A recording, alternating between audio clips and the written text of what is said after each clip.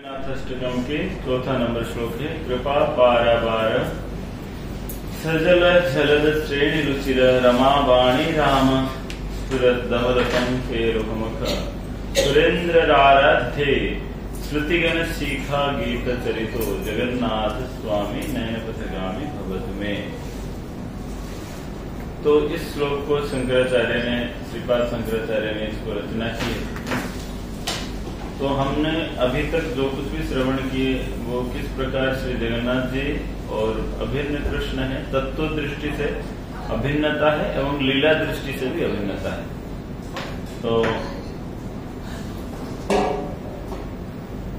कृपा पारावार सजल जलद श्रेणी रुचिर, इसमें भगवान की कृपा और भगवान के रूप के विषय में वर्णन किया गया है और भगवान के गुण के बारे में किस प्रकार बड़े बड़े देवादेवियों भी स्तुति करते हैं उसके विषय में श्रीपाद शंकराचार्य हम सभी को बता रहे हैं। कृपा पारावार, भगवान को जो कृपा है वो कैसे है? समुद्र के समान है जिसका कोई माप नहीं है। समुद्र में अगर कोई व्यक्ति प्रयास करे कि कितने पानी है इसका अगर मापना चालू करे कभी कर सकता है? या समुद्र का जो आयत कितना है इसका कोई माप कर सकता है? तो एक बार कथा सुनाते हैं प्रभुपाद जी, शायद ये जो है लाइफ कम्स फ्रॉम लाइफ उसी ग्रंथ में है या the science of self realization ये किताब में है। तो प्रभुपाद जी समझाते हैं, एक बार एक मेंढक समझते हैं ना, मेंढक फ्रॉग। तो एक बार एक मेंढक वो एक कुएं के अंदर था, तो किसी भी रूप से उसका सब मित्रों के साथ सब निवास कर रहा था। तो वो मेंढक क्या हुआ ना, वो कुएं से निकल के एक बार प्रशांत महासागर में गया, किसी भी रूप से निकल गया और प्रशांत महासागर को देखा, इधर उधर तैरा। फिर वो बहुत आनंद मन से आके किसको बताने लगा ना, कुएं में जो रहने वाला उनका जो बंधु बांधव थे, मेंढक लोग थे, उनको बताया कि देखो प्रशांत महासागर जो है ना बहुत बड़ा है। कितना है? बहुत बड़ा है। और जैसे ही बताने के लिए प्रयास किया तो उन्होंने सोचा अच्छा बहुत बड़ा है, चलो तुम हमारा कुएं का दुगना कर लो। कहते नहीं दुगना नहीं, ये कितना, इससे भी बहुत बड़ा है। कहते ठीक है 3 गुना कर लो। नहीं उससे भी बढ़कर है। बोलते 4 गुना कर लो। नहीं उससे भी बहुत बड़ा है। तो इस प्रकार जो कुएं में रहने वाले व्यक्ति को बहुत समझाने के लिए प्रयास किया, व्यक्ति नहीं वो मेंढक को समझाने के लिए प्रयास किया। क्या इस प्रकार समझाने से कोई समझा सकता है? कोई समझा सकता है कि कितना बड़ा है प्रशांत महासागर? कभी नहीं समझा सकता है। इसको कहते हैं कूपमंडूक न्याय। इसको न्याय शास्त्र में कहते हैं कूपमंडूक न्याय। कूपमंडूक मतलब जो हमारा बुद्धि है वो सारे इस भौतिक जगत के द्वारा प्रभावित है। इस बुद्धि के माध्यम से अगर भगवान को कोई समझाने के लिए प्रयास करे वो कैसे हो गए ना, जैसे किसी ने प्रशांत महासागर में गोता लगा के आया और दूसरे व्यक्ति को बता रहा है कि ये कुएं, दूसरे व्यक्ति को जब समझा रहा है तो उसका जो समझने वाला व्यक्ति वो कह रहा है कि चलो इसका 2 गुना 3 गुना कर लो, 4 गुना कर लो। इसके माध्यम से कभी भगवान को नहीं समझाया जा सकता है। भगवान की कृपा कैसे है? पारावार के समान है। वास्तविक रूप से जो कुछ भी भौतिक उदाहरण भगवान के लिए समझाने के लिए दिया जाता है वो सिर्फ उनके लिए नहीं, हमारे लिए। जैसे कहा गया है कि नंद महाराज के कितने गाय थे? 9 लाख गाय। अगर हम देखते हैं कि हम गौशाला में रहते हैं, हमारे गौशाला में 550 गाय होने के बाद प्रतिदिन कोई ना कोई बछड़ा जन्म लेता है और प्रतिदिन इसका संख्या इंक्रीज हो रहा है या नहीं? अब सोचो जहाँ पर 9 लाख गाय है वहां पे कितना संख्या बढ़ता होगा? प्रतिदिन कुछ ना कुछ तो बढ़ता होगा ना। मरने का रेशियो इतना नहीं है मगर बढ़ने का रेशियो ज्यादा होता है। तो अगर देखा जाए तो निश्चित रूप से संख्या इंक्रीज होता है, मगर फिर भी क्योंकि हमारे भौतिक जो मस्तिष्क है उसको एक आंकड़ा चाहिए, उसको एक संख्या चाहिए, इसलिए संख्या के माध्यम से हमको समझाया जाता है। इसी प्रकार हमको नाम जप में भी विधि कहा गया है कि नाम तो जितना हम ले सकते हैं, फिर भी क्योंकि हमारा जो भौतिक मस्तिष्क है, मन जो है भौतिकता से ग्रसित होने के कारण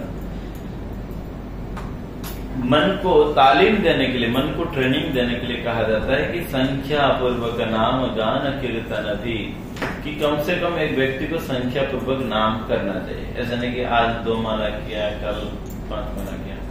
तो इस प्रकार हमारे जितने सारे भौतिक उदाहरण सब है, सब भगवान को कभी लागू नहीं होता है, भगवान को लागू नहीं होता, मगर भौतिक उदाहरण के माध्यम से हमारे दिमाग को एक छवि दिया जाता है कि हमारा समझने का क्या अनुरूप होना चाहिए। वैसे ही भगवान का कृपा क्या है, पारावार है। एक छोटा सा हम घटना के ऊपर अपने आप को मंथन कर सकते हैं। आप लोग, मैंने जब पहले इधर आया तो हम लोग देखे कि रूम रेंट से ज्यादा इलेक्ट्रिक बिल आता है। गर्मी के महीने में रूम रेंट से कितना आ रहा है, ज्यादा इलेक्ट्रिक बिल आ रहा है या नहीं? मैंने पूछा बहुत सारे लोग कि एसी चल रहा है, कितना बिल आ रहा है? उन्होंने बोला प्रभु जी रूम रेंट तो इतना नहीं है, मगर जो इलेक्ट्रिक बिल है उससे ज्यादा है। उससे ज्यादा पानी के बिल ज्यादा। अच्छा, ये इन्होंने बोल भी दिया, उससे ज्यादा किसका बिल आ रहा है? पानी के बिल आ रहा है। अगर मानो आपने कभी इलेक्ट्रिक ये जो सारे लाइट यूज कर रहे हो, अगर पैसा नहीं दोगे तो फिर क्या करेंगे? क्या करते इधर? हाँ, निकाल देंगे, कनेक्शन डिस्कनेक्ट कर देंगे, आपको पानी का भी डिस्कनेक्ट कर देंगे। जो एक्चुअली जिसको मतलब मौलिक अधिकार कहा गया है, बेसिक नीड्स, तो ये भी पानी जो मतलब बेसिक नीड्स है वो भी नहीं देंगे आपको, पीने के लिए भी नहीं मिलेगा, ना तो नहाने के लिए और किसी के लिए मिलेगा। मगर एक छोटी सी बात चिंता करो, भगवान इस जगत में हमको सूर्य के रूप से लाइट भी दिया। भले अभी थोड़ा गर्मी लगे, आपको अशांत लग रहा होगा, मगर बिना सूर्य से कुछ हो नहीं पाएगा। ठंड के मौसम से हम चले जाते हैं, जहाँ रोशनी है वहीं पे चले जाते हैं, बिना सूर्य से कोई काम नहीं बनेगा। और भगवान शुद्ध पानी भी दिए हैं, और भगवान हवा भी दी है, शुद्ध हवा भी दी है। आजकल तो अभी नहीं लग रहा है, आगे चल के ऐसे नियम हो जाएगा कि व्यक्ति कहीं पे भी जाएगा अपने पीछे सारे सिलेंडर लेके जाएगा, ऑक्सीजन सिलेंडर लेके जाएगा। ऐसा आएगा, जरूर आएगा। जैसे आजकल हम लोग पानी लेके जा रहे हैं, हाथ में कैरी कर रहे हैं, तो उसमें क्या हो रहा है ना, पहले जमाने में ऐसे नहीं था, कोई पानी कैरी नहीं करता था या कोई पानी को खरीदता नहीं था। तो आगे जमाने में ऐसा आएगा कि लोगों को सिलेंडर दिया जाएगा, 10 रुपए हो, 10 बीडी हो या अगर कुछ हो, ऐसे मिलेगा। मगर क्या भगवान ने हमारे पर कभी शुल्क जारी किए? कभी जारी किए? कभी भगवान ने शुल्क बिल, अगर भगवान कभी बिल भेज दे कि तुम्हारा ऐसे पूर्वज लोगों ने भी लिया, इलेक्ट्रिक लिया बिल, इलेक्ट्रिक मतलब लाइट, जो सूरज की रोशनी को यूज किया, फ्री में यूज किया, या पानी भी फ्री में यूज किया, हवा भी फ्री में यूज किया, ये सारे आप लोगों ने यूज किया, अभी एक बिल लगाते तो कितना बिल आ जाएगा? हमें भगवान ने कभी बिल भेजा? ये कितना बड़ी कृपा है। मगर हम लोगों के अंदर इतना बद्धता आ चुका है कि जो फ्री में मिलता है वो हम उसका केयर नहीं करते हैं ना। इसलिए साधारण बात है, ये तो आध्यात्मिक विषय वस्तु तो बहुत ऊपर की बात है, बहुत ऊंचे की बात है। हम साधारण बात में अगर देखेंगे भगवान की कृपा कितनी बड़ी कृपा है कि भगवान एक फूलों के अंदर से, जैसे चंपक फ्लावर के अंदर केवल चंपक का ही सुगंध आएगा, गुलाब के अंदर गुलाब का ही सुगंध आएगा। और एक जगह मतलब आप गन्ने का एक पेड़ लगाओ, एक जगह नीम का पेड़ लगाओ, नीम में कड़वाहट आएगा और गन्ने के अंदर क्या आएगा? मिठास आएगा। भगवान की कितनी बड़ी कृपा है हम सभी के ऊपर। और सबसे बड़ी कृपा है कि भगवान ने हम सभी को मनुष्य जीवन बनाया। मनुष्य में भी किसी को, यहाँ पर जितने सारे बैठे, किसी को अंधा या किसी को बहरा नहीं बनाया, सबका कान खुला रखा, सबका आंख दिया, सबको पर्याप्त मात्रा से बुद्धि भी भगवान ने दी है। भगवान कह रहे बुद्धि बुद्धिर्मतास्मिन्, मैं बुद्धिमानों का जो बुद्धि मैं ही हूँ, बल बलवता चाहम, बलवानों का बल मैं ही हूँ। तो ये भगवान ने कितने बड़े हमारे ऊपर कृपा किए। अगर इतने सारे कृपा के बाद भी अगर हम भगवान का भजन नहीं करें तो फिर कितना बड़ा दुख की बात है। तो फिर छोड़िए वो सब बात। भगवान के यहाँ पर शंकराचार्य कहते हैं कृपा पारावारम, जो भगवान है वो कृपा का पारावार है। पारावार मतलब है भंडार है। आज मैं कथा सुन रहा था, आज मेरे लेक्चर हियरिंग में मैं सुन रहा था कि गोस्वामी तुलसीदास ऐसा लिखे हैं कि जब भगवान राम लंका के ऊपर आक्रमण किए और राम रावण के बीच में युद्ध होने के लिए जा रहा था, मगर उसके पूर्व में रावण इतना उत्पात मचा रखा था कि देवलोक में हाहाकार पड़ गया था। तब देवलोक में एक मीटिंग हुआ और उस मीटिंग में बड़े बड़े डेलीगेट सब आए थे, मतलब ब्रह्मा जी, शिव जी, ये सारे सब पहुंचे थे, जितने सारे देवादेवी थे सारे पहुंचे थे। और किस प्रकार रावण का वध होगा उसके विषय में विचार कर रहे थे। रावण ने ये वर मांग लिया था कि मैं किसी ना तो देवता से, ना तो किसी असुर से, ना कोई पशु से इस प्रकार से मेरा वध नहीं होना चाहिए। बड़े वर मांग लिया था। तो रावण का जो रावण का मतलब वध के लिए स्वयं शिव जी प्रकट हुए थे। शिव जी भी उस मीटिंग में भाग ले रहे थे कि किस रूप से इसको मारा जाए। अच्छा, रावण का दशानन किस रूप से पड़ा न? रावण भगवान शिव जी का तपस्या करते हुए अपने अंग को सारे काट काट के दे रहे थे, अपने मस्तक तक काट के दे दिए।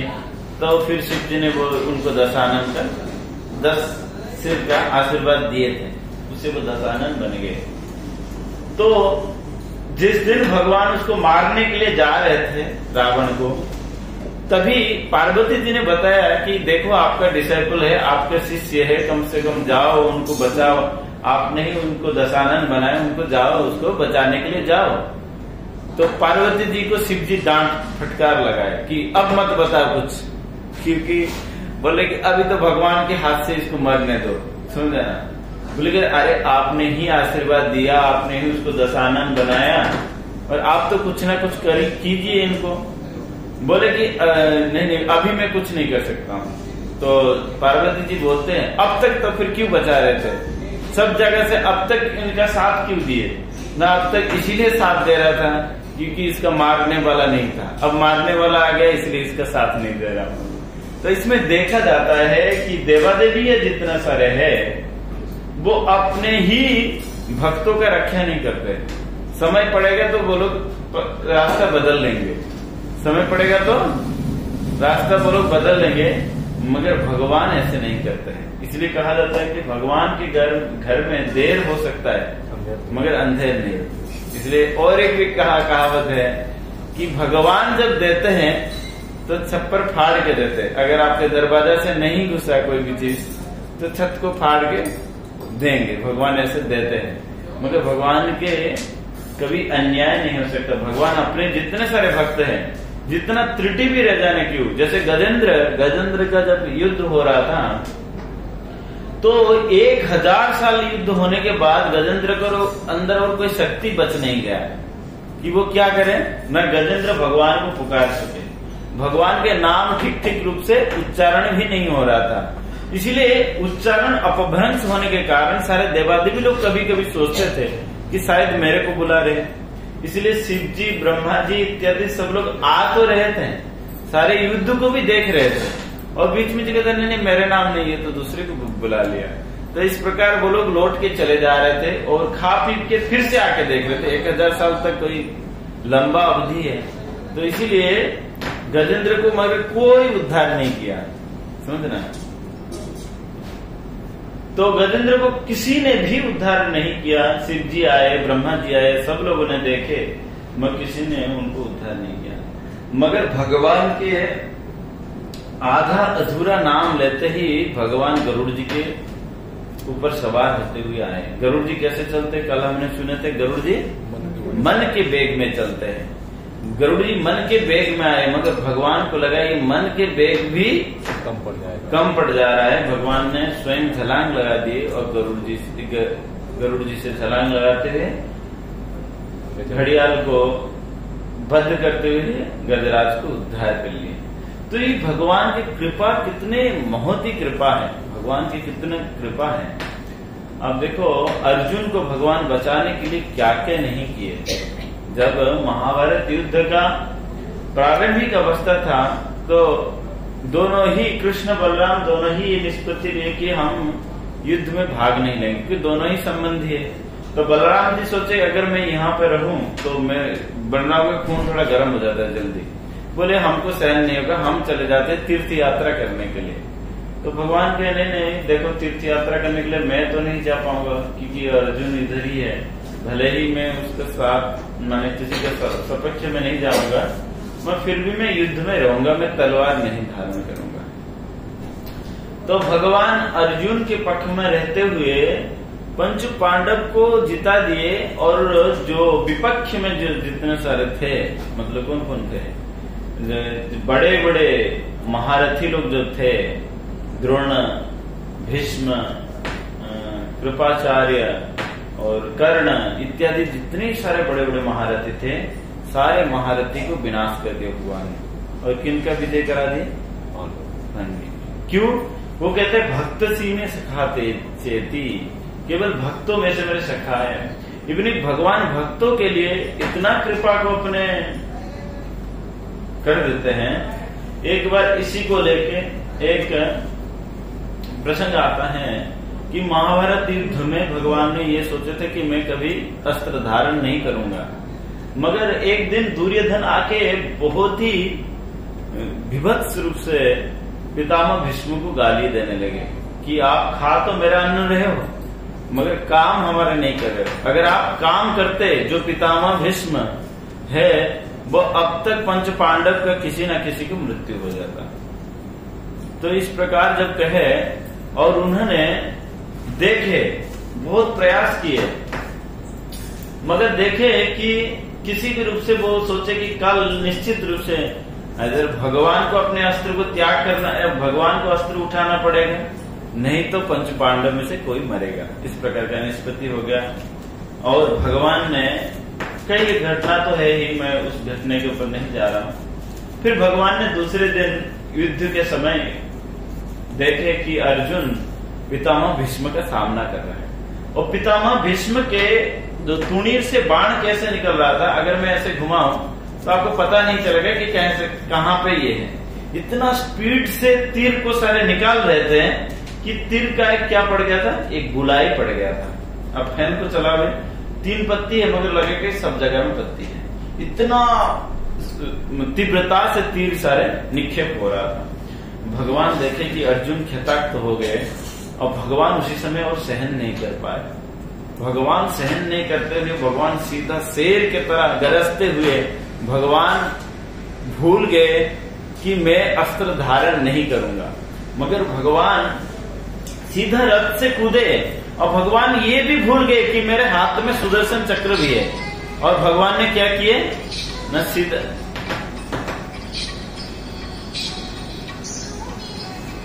तो भगवान क्या किए, न सीधा भगवान भूल गए कि अपने हाथ में अस्त्र भी रहता है, सुदर्शन चक्र भी रहता है, और भगवान भूल गए इस बात को, और देखे कि सामने एक पहिया है। जैसे कभी कभार हमको पता रहता है कि हमको कोई ना कोई, मतलब हमारे पास कोई ना कोई सब्स्टिट्यूट माने रास्ता रहता है, मगर हम भूल जाते कभी कभार। उसको भूलते हुए हम क्या करते हैं ना, हम कुछ ना कुछ वस्तु को उठा लेते हैं सामने।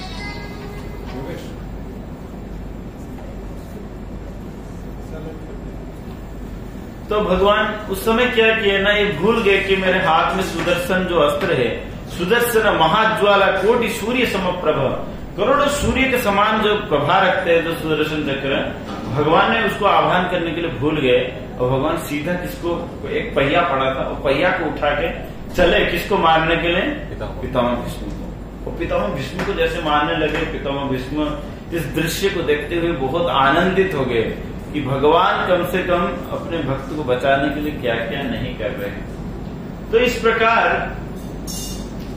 अर्जुन आके भगवान के चरण पकड़े, फिर पितामह के सामने भगवान के इस प्रकार दृश्य को सब लोगों ने देखे कि भगवान किस तरीके से अपने भक्त को बचाते हैं। भक्तों को बचाने के लिए वो अपने भगवत्ता को भी बेच देते हैं। भगवान को कोई जरूरी नहीं है। जब राजा द्वितीय जयसिंह जैसे ही भगवान को पुकारे तो भगवान यहाँ पर नाटक रचाते हुए कहाँ चले गए? जयपुर चले गए कि औरंगजेब हमारे पर आक्रमण कर रहा है। क्या भगवान चाहते औरंगजेब को हरा नहीं सकते? भगवान चाहेंगे तो औरंगजेब को भी हरा सकते हैं, मगर भगवान ने भक्तों के हाथ से सेवा लेने के लिए कहाँ चले गए? भगवान कहाँ चले गए? जयपुर चले गए। ये भगवान की कृपा है, भगवान की कृपा है। तो इसीलिए भक्तों के, इसलिए हमको कभी भगवान को भी विश्वास नहीं करना चाहिए, क्योंकि अगर भक्तों के पीछे अगर भगवान भाग रहे हैं तो हमको ज्यादा प्रयास नहीं करना चाहिए कि भगवान के पीछे भागे। क्यों? आगे चल के श्लोक में आएगा, जो 7वें नंबर श्लोक में आएगा कि नवे याच्यम राज्यम न च कनक माणिक्य विभवम। इसमें आएगा क्यों ना भक्तों के अंदर ऐसे क्या गुण रहता है जो भगवान वशीभूत हो जाता है। भक्तों के अंदर भक्ति रहता है, भक्ति प्रिय माधव, भगवान को भक्ति ही बहुत प्रिय है। और भगवान के पीछे रहने से बहुत लॉस होता है। क्यों ना? भगवान जैसे देखो, ध्रुव महाराज भगवान के पीछे में रहे। भगवान जब दर्शन दिए ध्रुव महाराज को, ध्रुव महाराज बहुत शुद्ध हो चुके थे और भगवान पूछे कि क्या चाहिए, तभी ध्रुव महाराज ने बोले कि देखो भगवान आपको दर्शन करते हुए मेरे को हीरे का कटोरी मिल गया और मैं कांच की कटोरी मांगने के लिए आया था आपके पास, मगर आपने दे दिया मेरे को हीरा। भगवान कहे कि मेरे को ऐसे कीजिए, मेरे को आपका भक्तों का संग दीजिए। तो ध्रुव महाराज को भगवान ने बोला कि नहीं, आपने राज्य का कामना किए थे इसलिए आपको राज्य तो देंगे ही देंगे। तो उनको कितने हजार साल तक दे दिए? 36,000 साल राज्य का शासन करने के लिए दे दिए। भगवान ये बहुत विचार नहीं कर पाते, मगर भक्त कभी आपको नहीं कहेगा कि आप धन ले लो, दौलत ले लो। भक्त केवल कहेगा कि किसी भी रूप से आप भक्त बन जाओ। भक्त कहेगा किसी भी रूप से आप भक्त बन जाओ, मगर भगवान क्या कहेंगे? नहीं, धन ले लो, धन दौलत ले लो, सुंदरी ले लो, या बहुत बड़ा विद्या ले लो, जिसका फेर में आप रह जाओगे, जिसके वजह से आपको भगवान से दूरी भी हो सकता है। तो इसलिए भक्तों का जो, भगवान का जो कृपा, सबसे बड़े कृपा कौन है? भक्त होते हैं, समझे ना? इसलिए सब लोगों ने यही प्रार्थना किए हैं। इवन श्री चैतन्य महाप्रभु भी प्रार्थना किए, क्या कहे? नाहम विप्र न च नरपति न वैश्य न शूद्र, नाहम वर्णे न च गृहपति न वनस्त यतिर्भा, किंतु प्रद्यन्निखिल परमानंद पूर्णामृतब्धे, गोपी भरतोपद कमल दास दासानुदास। कि मैं आपका दासों का दास बन के रहने के लिए चाहता हूँ। इसलिए हमको, हमारे पर जो सबसे बड़ी कृपा कौन है? ना भगवान के भक्तों का संग मिलना, ये सबसे बड़ी कृपा है। सबसे बड़ा कृपा क्या है? ये आप सोच नहीं सकते हो कि करोड़ों जन्म का जो हमारा जन्म बंधन रहता है वो भक्त नष्ट कर सकता है। भगवान हो सकता है कभी कभार भेज दे कि चलो आपने राज्य मांगने के लिए आए थे, लो राज्य ले लो। भगवान कभी कह सकते हैं कि आप धन मांगने के लिए आए थे, लो धन ले लो। आप सुंदरता प्राप्त करने के लिए आए थे, लो सुंदरता ले लो। आपका बिजनेस सही नहीं चल रहा है, आपका बिजनेस ले लो। मगर ये सब क्या है? क्षणस्थायी है, ये कुछ ही समय के बाद नष्ट हो जाएगा। इसलिए भगवान अगर किसी के ऊपर बहुत ज्यादा कृपा करते हैं, वो क्या है? अपने भक्तों का संग देते हैं, समझे ना? इसीलिए प्रहलाद महाराज ने भी अपने स्तुति में बताए हैं, प्रहलाद महाराज बताए कि हे भगवान, जब नरसिंह देव ने कहे कि बेटा तुम वर मांगो, तुमने बहुत परिश्रम किया जीवन भर, बहुत कष्ट सहा, अब वर मांगो। तो प्रहलाद महाराज कहते हैं हमको बढ़िया मत सोचो, बढ़िया मतलब बिजनेसमैन मत सोचो कि हमने आपका भक्ति किया और आप हमको बदले में कुछ देने के लिए चाहते हो। वो प्रहलाद महाराज भगवान को भी फटकार दिए और कहे कि ठीक है, अगर आप कुछ देने के लिए मेरे को चाहते हो उसके बाद भी, तो आप हमें से क्या करो ना, मेरे को आपके भक्तों का संग दो, क्योंकि भगवान के भक्तों संग में ही हम सेफ्टी दे सकते हैं। न भगवान भी पैर में कभी कभी डाल के चले जाते हैं, भगवान भी कभी कभार हमको 36,000 साल तक घुमा सकते हैं, मगर भक्त अगर चाहेगा तो एक ही जन्म में आपको भगवान से पार लेके चला जाएगा। तो ये भगवान की कृपा है। तो सजल जलद श्रेणी रुचिरा, भगवान जो है अत्यधिक भगवान को देखने के लिए यहाँ पर वर्णन क्या है, न जलद सजल जलद, जलद मतलब जल ददाती थी जलद, जो जल देते हैं। कौन जल देता है ना, बादल जल देते हैं। एक ब्रजराज सुत अष्टकम में बताया गया है, नवनीरद निंदिता कांतिधरम रस सागर नागर भ्रूपवरम शुभवंकिम चंद्र श्रीचारु शिखम भज कृष्ण निधे ब्रजराज सुतम। काटे नव नीरद निंदित कांतिधरम, नीरद जलद नीरद ये सारे सब कौन सा शब्द है, पर्यायवाची शब्द है, मैंने एक ही शब्द है। तो नीरद मतलब जो जल देते हैं, जो बादल, नव नीरद, नव नीरद मतलब नया बादल। आजकल बहुत गर्मी पड़ रहा है, अगर इसी गर्मी के मौसम में अगर आपने बादल को देख लिया तो कितना आनंद आएगा, आएगा ना, बरसने से पहले भी आपको आनंद आ जाएगा। तो नव नीरद, भगवान कैसे है ना, नया बादल के समान है। कहते नहीं समान भी नहीं है, नीरद निंदित, उसको निंदा कर देते हैं, क्योंकि बादल कभी कभार होता है बरसेगा, कभी कभार नहीं भी बरसेगा, कभी शीतलता दे भी सकता है, कभी शीतलता दे नहीं भी सकता है, मगर भगवान को देखने के लिए इतना सुंदर है। वो कहते हैं ये जल देते हैं। और जल क्या होता है, भगवान कहते हैं भगवत गीता में, रसहम अपसुक अंतेय, कि जल में से मैं कौन हूं ना, रस हूं। और वो क्या है, जीवनम सर्वभूतेषु, मैं समस्त, ये जल जो होता है समस्त भूतों का, समस्त जीवों का जीवन होता है। तो यहाँ पर कहा गया कि जो भगवान को जो देखने मात्र से ही समस्त जीवों के अंदर जीवन संचारित हो जाता है। और उनका रंग कैसे है ना, जलद की तरह, जैसे बादल की तरह। मगर कई एक जगह में बादल तो बताया गया है, मगर बादल को भी निंदा कर देता है भगवान का अंग कांति ना। ऐसे इसलिए कहा गया है कि, इसलिए कई एक श्लोकों में भगवान का जो वर्णन किया है कि भगवान देखने के लिए कैसे है ना, घनश्याम वर्ण में। और वो कैसे, वो भगवान क्या करते हैं ना, रमा बाणी राम, रमा मीन्स जो लक्ष्मी देवी है, समस्त ऐश्वर्य का जो मालकिन है। बाणी मतलब है समस्त सरस्वती, भगवान संगीत प्रिय है, भगवान संगीत प्रिय है। वो समस्त सुरों का जो मालकिन है श्रीमती सरस्वती देवी, वो राम, उनके साथ भी वो रमण करते हैं, उनके साथ भ्रमण करते हैं।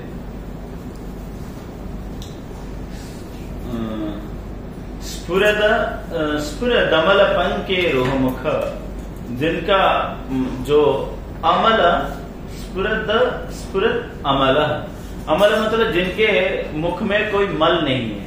भले ही जगन्नाथ जी को देखने में काले है, लगा कर कुछ, जैसे कोई व्यक्ति काला पड़ जाता है तो लगता है कि शरीर में कुछ गंदगी है, मगर भगवान के अमल पंक जिसमें कोई मल नहीं है, वो पंकज मुख है भगवान।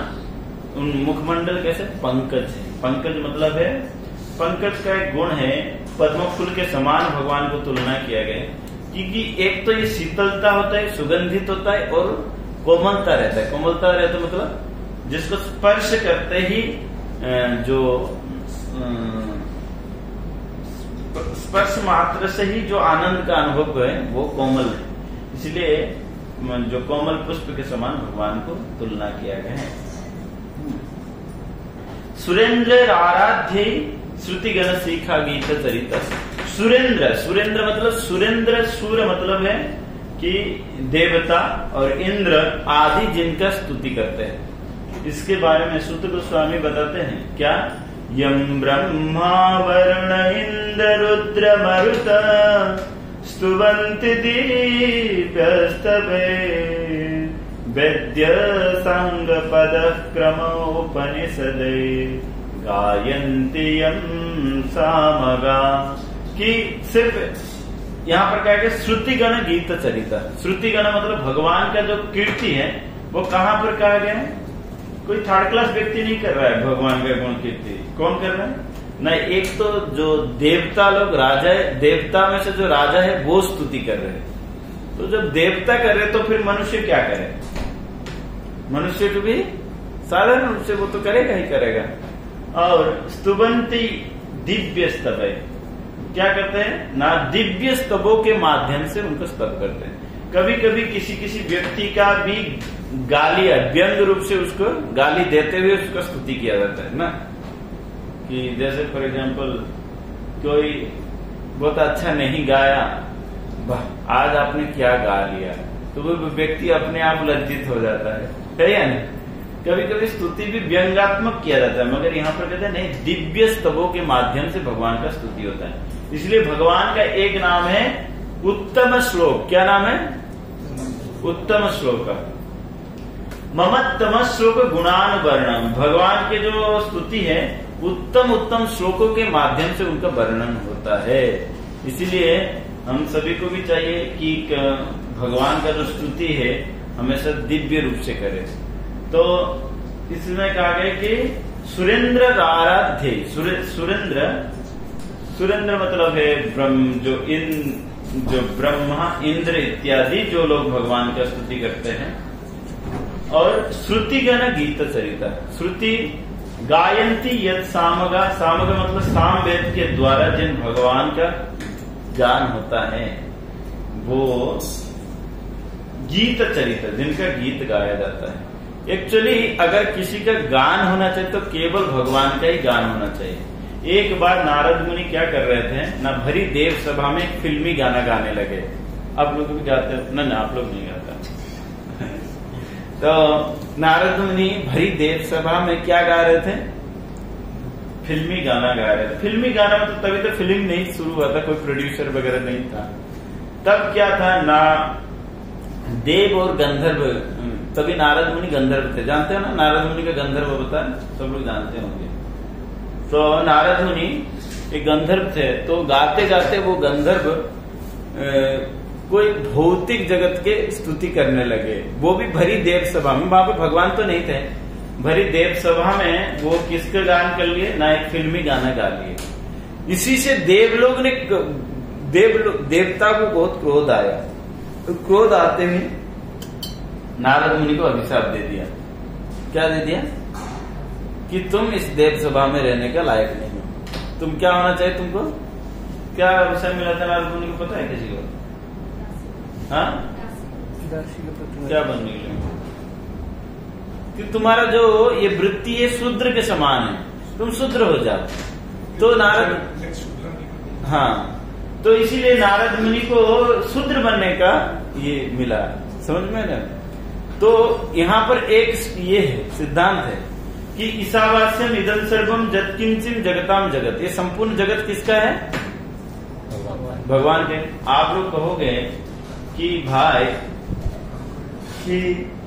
हम तो चलो वहां पे देवता लोग थे, तो हम तो देवता लोगों के सामने नहीं गाएंगे, हम अपने कानों में ईयरफोन डाल के गाएंगे, सुनेंगे। फिल्मी गाना तो कानों में ईयरफोन में डाल के भी सुन सकते हैं, ऐसे कह सकते हैं? नहीं, ये भी भगवान का है। कान भी भगवान का है, आंख भी भगवान का है, सब कुछ भगवान का है। आप लोग यहाँ से निकलोगे, एक प्रभुपाद जी का कोट भी उधर लगाया गया है कि हर एक वस्तु भगवान का है। इस जगत में हर एक वस्तु किसका है? ईशावास्यम इदं सर्वम जत किंचित जगताम जगत, इस जगत में हर एक वस्तु किसका है? भगवान का है। अगर मानो वो भगवान के सेवा में अगर वो नहीं लगाए तो फिर क्या होगा? वो माया बन के ही हमारे भगवत पथ में बाधा बन सकता है। जैसे नारद मुनि का पतन हुआ था देवलोक से, वैसे ही हमारा पतन हो जाएगा, समझे ना? तो इसी प्रकार, इसीलिए हमको क्या करना चाहिए? हमेशा भगवान का स्तुति करना चाहिए। अगर स्तुति नहीं कर पा रहे हो तो जिन जिन आचार्य लोगों ने जो जो स्तुति लिखे है उसको करो। इसलिए प्रभुपाद जी ने हमको एक सिस्टम दिए कि सुबह के समय में भगवान का स्तुति होता है। अब कृष्ण बलराम मंदिर जाओगे, वैसे तो यहाँ पर गुरु का स्तुति हो रहा है, वैसे प्रभुपाद जी ने सिस्टम दिया गुरु का स्तुति। मगर कृष्ण बलराम मंदिर जाओगे, वहां पे पहले गुरुवाष्टकम होता है, उसके बाद भगवान का स्तुति होता है ना, विभावरिश में। नरसिंह वामन श्रीमधुसूदन ब्रजेंद्र नंदन श्याम उत्तराघातन कैटभ सातन जय दासरथि राम। वहां पे कृष्ण बलराम के सामने ये कहते हैं कि भगवान आपने नरसिंह हो, आप वामन हो, आप बड़े पुतना को मारे, कैटभ को मारे, इस प्रकार भगवान का स्तुति होता है। कैसे है ना, दिव्य स्तुति है, स्तुति दिव्य स्तुति। अगर आपके पास अगर कोई है नहीं, अगर स्तुति बना नहीं पाते हो, तो व्यक्ति को चाहिए कि हर दिन कुछ न कुछ स्तुति भगवान को सुनाए। आज को बहुत साल पहले मेरे को एक भक्त ने बताया था कि प्रभु जी नियमित रूप से राधा रानी को कुछ स्तुति सुनाना चाहिए। तो मैं भी प्रयास करता हूँ कि हर दिन कुछ फिक्स स्तुति रहता है, मैं सुनाता हूँ। जो व्यक्ति धन से अभाव है, कई सारे व्यक्ति आते हैं, प्रभु जी हमारे बहुत सारे समस्या चल रहा है, ये चल रहा है, धन और खास करके कर्जा में जो डूबे हुए हैं, उनके लिए क्या स्तुति कहा गया है कि वो गजेंद्र स्तुति को पाठ करे। कई स्तुति है भागवत में, कई एक स्तुति है ना। गजेंद्र स्तुति को अगर कोई रोज पाठ करे तो ये गारंटेड है कि वो व्यक्ति सारे ऋण से मुक्त हो जाएगा। ये मैं नहीं बता रहा हूं, ये आचार्य लोगों ने लिखे है और ये हुआ भी, ऐसे हुआ भी। हमने और एक जानते हैं, एक नरसिंह देव का स्तुति है। वैसे तो वो स्तुति ऐसे नहीं कर सकते हम लोग। जो व्यक्ति घोर विपत्ति में फंस गया है, एकदम दिमाग काम नहीं कर रहा है, किसी भी रूप से संभाला नहीं जा रहा है, तो वो नरसिंह देव का स्तुति पाठ करने से वो नष्ट हो जाता है। अभी कुछ दिन पहले मैं आने से पहले हमारे मंदिर में एक हमारा एचआर जो है, एचआर का जो एचओडी है, क्या नाम है, हमारे श्री राम पंडित प्रभु, उन्होंने मेरे को आके थोड़ा सा गुरु पूजा के टाइम में आके दुख व्यक्त किए कि मेरे एक मित्र है, 35 साल का उम्र है, मगर वो कैंसर में अभी लास्ट स्टेज में वो जाने ही वाले है। मैंने कहा प्रभु जी उनको एक स्तुति दिया मैंने, वो राधा रानी की एक स्तुति, मैं कहा इसका पाठ कीजिए। हमने उस स्तुति का लाभ भी जानते हैं।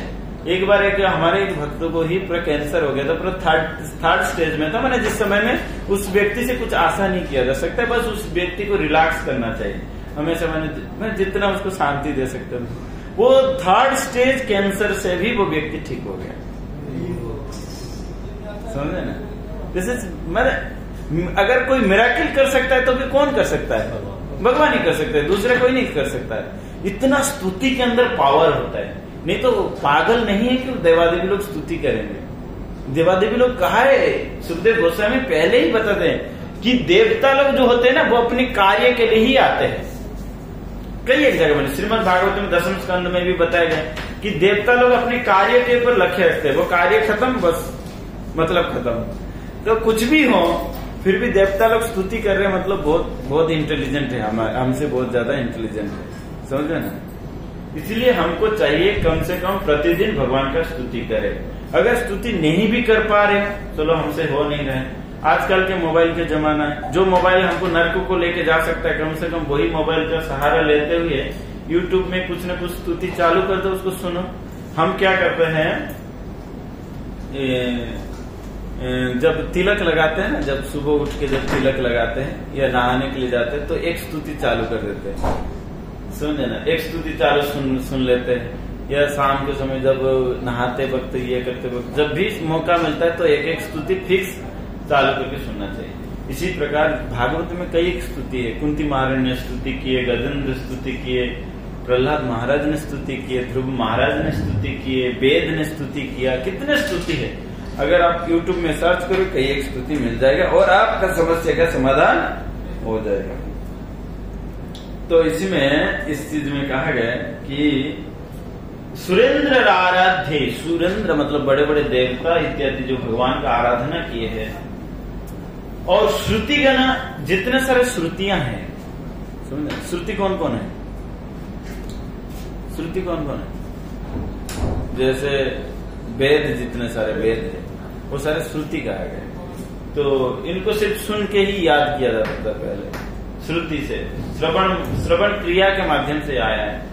श्रुतिगण शिक्षा गीत चरित, श्रुतिगण के द्वारा जिनका गीत, जिनका गान होता है, जिनका चरित्र गान होता है, ऐसे जगन्नाथ स्वामी मेरे नयन पथ का गामी हो। नयन पथ मतलब है कि मेरा कौन सा आंख भक्ति रूपी आंखें से प्रेमांजन छुरित भक्ति विलोचने न, ये हमारे भक्ति रूपी जो प्रेम रूपी जो अंजन है, भक्ति जो है, उसी पथ का मेरे पथिक बने। ऐसे नहीं कि मेरे बिजनेस का रास्ता दिखाए, नहीं, ये सब 2-4 दिन के लिए है, वो तो अपने आप होगा ही, इसमें साधित होगा, दूसरा कोई ये नहीं। इसलिए हम सभी को भगवान जितनी कृपा की है उनके ऊपर क्या करना चाहिए, न कृपा पार बार। भगवान ने हमको मनुष्य जीवन दिया, मनुष्य जीवन में भी हमको भक्ति का संयम में किसी भक्त के माध्यम से आए, इसलिए हमको 2 कार्य करना है। भगवान को, भक्त को हमेशा धन्यवाद देना चाहिए,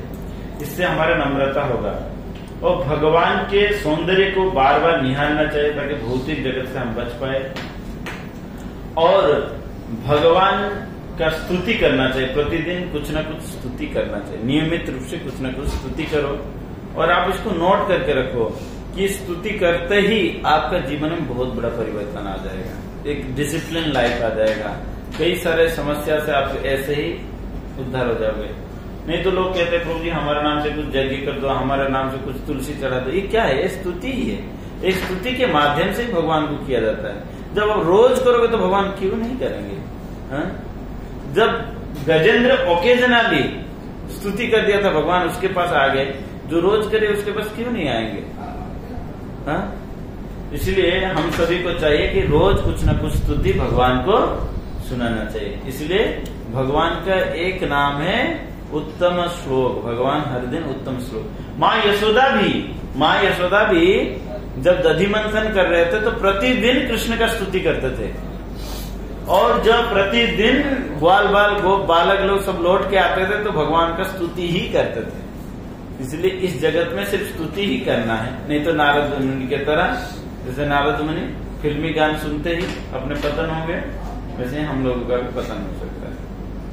मतलब हम लोगों को पता ही नहीं कि हम है कहाँ, तो पतन हो रहा है क्या, ऊपर उठ रही, कोई पता ही नहीं है।